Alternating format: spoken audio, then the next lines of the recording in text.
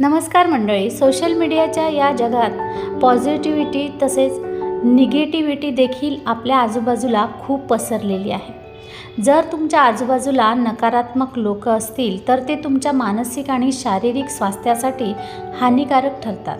या नकारात्मक विचारांच्या लोकांपासून आपण आपला बचाव कसा करू शकतो तेच आपण आज या व्हिडिओत पाहणार आहोत. व्हिडिओ आवडल्यास नक्की लाईक करा, शेअर करा. चॅनलवर नवीन असाल तर सबस्क्राईब करा. बेल आयकॉनची घंटी दाबायलाही बिलकुल विसरू नका, जेणेकरून माझ्या येणाऱ्या सकारात्मक व्हिडिओची लिंक तुम्हाला सर्वात आधी मिळेल. तर त्यातला पहिला मुद्दा असा आहे की निगेटिव्ह लोकांपासून दूरच राहा, त्यांना टाळा. असं पहा की एखादा रस्ता काट्याकुट्यांनी भरलेला आहे आणि तुम्हाला त्याच रस्त्यावरून जाण्याशिवाय पर्यायच नाही. तर मग तुम्ही पूर्ण रस्ता झाडत बसणार का? नाही ना. मग स्वतःचा बचाव काट्याकुट्यापासून करण्यासाठी पायात मजबूत बूट किंवा चपला आपण वापरणारच. कारण तुम्ही नकारात्मक लोकांचे विचार लगेचच नाही बदलवू शकत. जोपर्यंत त्यांना स्वतःच चांगला बदल करावासा वाटत नाही तोपर्यंत कोणीही त्यांना बदलू शकत नाही. मग अशा लोकांपासून थोडं दूरच राहिलेलं बरं. कारण तुम्ही प्रत्येक व्यक्तीला लगेचच पॉझिटिव्ह नाही करू शकत. हां, आपण प्रयत्न जरूर करू शकतो, पण नेहमी नाही. कारण हे काम करत करत आपण त्यांच्या संगतीत कधी निगेटिव्ह होऊन जाऊ हे सांगता येणार नाही. कारण चांगल्या सवयी, पॉझिटिव्ह विचार अंगवळणी पडायला वेळ लागतो, पण निगेटिव्ह विचार, निगेटिव्ह सवयी आपल्याला चिटकतात आणि म्हणून त्यांना टाळा. जितकं तुम्ही त्यांना समजवत बसाल तितके ते जास्त त्यांचा इगो हर्ट होईल आणि ते खूप कॉन्फिडेंटली तुम्हालाच बोलतील आणि तुम्ही कसे चुकीचे आहात हेच दाखवण्याचा प्रयत्न करतील. आणि जर का त्यांना टाळणं शक्य नसेल तर त्यांची प्रत्येक गोष्ट तोडू नका. फक्त त्यांच्याशी भांडू पण नका. फक्त त्यांच्या होला हो म्हणत त्यांच्याशी खूप कमी बोला. स्वतःवर विश्वास ठेवा की तुम्ही नेहमी योग्य आहात. तुम्ही स्वतः पॉझिटिव्ह राहा, तुमचे काम करत राहा. ते ऑटोमॅटिकच तुमचे निरीक्षण करून ते सुद्धा तुमच्या पॉझिटिव्ह विचारांना स्वतःच्या जीवनात उतरवू शकतात. त्यांना कुठल्याही प्रकारे शिकवण्याची गरज नाही. कधी असे होऊ शकते की ते तुमच्यातील पॉझिटिव्हिटीला संपवण्याचा देखील प्रयत्न करतील. कारण तुम्ही हॅप्पी राहता ते त्यांना बघवत नाही. किंवा तुम्हाला ते डॉमिनेट करतील, तुम्हाला रिजेक्ट करण्याचा प्रयत्न करतील, तुमचा सपोर्ट काढून घेतील आणि तुमच्यासाठी अजून समस्यासुद्धा निर्माण करतील. असे पण होऊ शकते. कारण निगेटिव्ह लोकांना त्यातून आसुरी आनंद मिळतो. मित्रमंडळीतील किंवा बाहेरच्या लोकांसोबत जर असं घडत असेल तर तुम्ही त्यांना तोडू शकता, त्यांना निग्लेक्ट करू शकता, दूर ठेवू शकता. पण जर का तुमच्या अगदी जवळची कुटुंबातली कोणी व्यक्ती असेल तर मात्र हे काम सोपे नसते. पण तुम्ही त्यांनासुद्धा एक मर्यादा त्यांच्यासोबत आखू शकता, एक बाउंड्री तयार करू शकता. आणि ही बाउंड्री तुम्ही स्वतःला आपल्या कामात व्यस्त ठेवून करू शकता.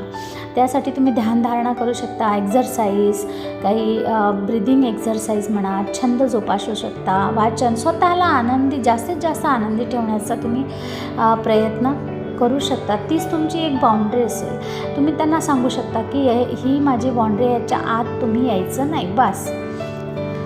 तर पुढचा मुद्दा आहे, लगेचच रिॲक्ट होऊ नका. जेव्हा तुमच्या आजूबाजूला नकारात्मक लोक असतात तेव्हा तुम्हाला बऱ्याच वेळा त्यांच्या वागण्या बोलण्याचा राग येणं ही साहजिकच गोष्ट आहे. बऱ्याच वेळा त्यांच्याकडे इतर लोकांविषयीचे किस्से, गॉसिप किंवा वाईट गोष्टी असतात ज्या कधी काही तुम्हाला आकर्षितही करू शकतात. आणि मग तुम्ही त्या ऐकून लगेचच आवेगात आपली प्रतिक्रिया देऊन मोकळे होता आणि नकळतच नकारात्मकता तुमच्यामध्ये सुद्धा येऊ लागते. त्यामुळे तुम्हाला कोणी कितीही गोष्टी सांगून एखाद्याबद्दल उकसवण्याचा प्रयत्न केला तरी लगेचच त्यावर रिॲक्ट होऊ नका, प्रतिक्रिया देऊच नका. नुसते हसून मान डोलावून टाळा. नकारात्मक विचारांची लोक नेहमी दुसऱ्यांमध्ये चुका काढतात, समोरच्याला कमी लेखण्याचा प्रयत्न करतात आणि जर त्यांच्याकडून काहीच होत नसेल ना मग ते इतरांना त्यांच्याविषयी पेटवतात. म्हणून शांत राहून विचार करा. लगेचच एखाद्या गोष्टीवर, त्यांनी सांगितलेल्या गोष्टीवर रिॲक्ट होऊ नका. पुढचा आहे की त्यांच्यासोबत कुठलीही गोष्ट शेअर करू नका. माणसाने नेहमी एक्सप्रेसिव्ह असलं पाहिजे, पण कोणासमोर याचंही त्यानं भान ठेवलं पाहिजे. असं म्हणतात की ज्ञान म्हणजे तुम्ही कधी काय करू शकता याचे भान. आणि भान म्हणजे तुम्ही कधी काय करू नये याचे ज्ञान. निगेटिव्ह लोकांना जर तुम्ही तुमच्या आयुष्यातील काही प्रसंग, गोडगुपितं, तुमचे भविष्याचे प्लॅनिंग, तुमच्या फिलिंग्स किंवा तुमचे गोल, आयडियाज शेअर त्यांच्यासोबत करूच नका. आणि जर का शेअर केले तर ते त्याचा फायदा उचलून तुम्हालाच हर्ट करू शकतात, कारण ते स्वतःबद्दल इन्सिक्युअर असतात. ही व्यक्ती आपल्या पुढे जाऊ नये किंवा हिचा आत्मविश्वास कसा कमी होऊन आपल्या लाईनीतच ही राहिली पाहिजे, आपल्या अंडर ही व्यक्ती राहिली पाहिजे, त्यासाठी तुम्हाला उदास, निराश, दुःखी करण्याची संधी हे लोक शोधत असतात. किंवा अशा काही गोष्टी तुमच्या डोक्यात भरवतील की त्याने तुमची मेंटल हेल्थ खराब होईल. त्यामुळे तुम्हाला जर एक्सप्रेस व्हायचंच असेल तर पॉझिटिव्ह लोकांसमोर व्हा. पुढचा मुद्दा आहे आपल्या पॉझिटिव्हिटीवर टिकून राहा. ही लोक स्वतः निगेटिव्ह असतात आणि तुम्ही कितीही पॉझिटिव्ह राहिलात तरी त्यांच्यासोबत राहून राहून थोडी निगेटिव्हिटी तुमच्यामध्ये येऊ शकते. त्यामुळे स्ट्रॉंग राहा, स्वतःवर विश्वास असू द्या, पॉझिटिव्ह गोष्टींना पहा, विचारात, आचारात आणा, पॉझिटिव्हिटीला धरून ठेवा, डगमगू नका. जसे की आपण रोज घराबाहेर काही कामानिमित्त जातो आणि आपल्या शरीरावर धूळ माती बसते, साहजिकच आहे. पण मग आपण लगेचच आंघोळ करून ती दूर करतो, कपडे बदलतो व स्वतःला कूल, फ्रेश, आनंदी ठेवतो. तसेच स्वतःची मेंटल हेल्थ जपा, पॉझिटिव्हिटी वाढवा.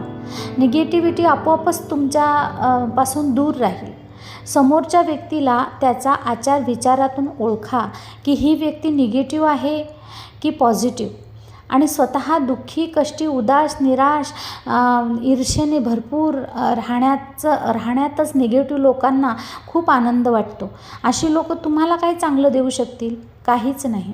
त्यांना स्वतःलाच सावरता येत नाही, ते तुम्हाला काय आधार देतील? म्हणून त्यांच्या कुठल्याही गोष्टी मनावर न घेता एखाद्या मानसिक आजारी व्यक्तीसोबत आपण जसे ट्रीट करतो तसेच त्यांच्याशी ट्रीट करा. थोडी सहानुभूती दाखवा आणि फिजिकली, इमोशनली त्यांच्यापासून दूर राहा किंवा हळूहळू दूर व्हा. स्वतःचे वेगळे विश्व तयार करण्याची कुवत पॉझिटिव्हिटीमुळे तुमच्यात आपोआपच येईल. धन्यवाद.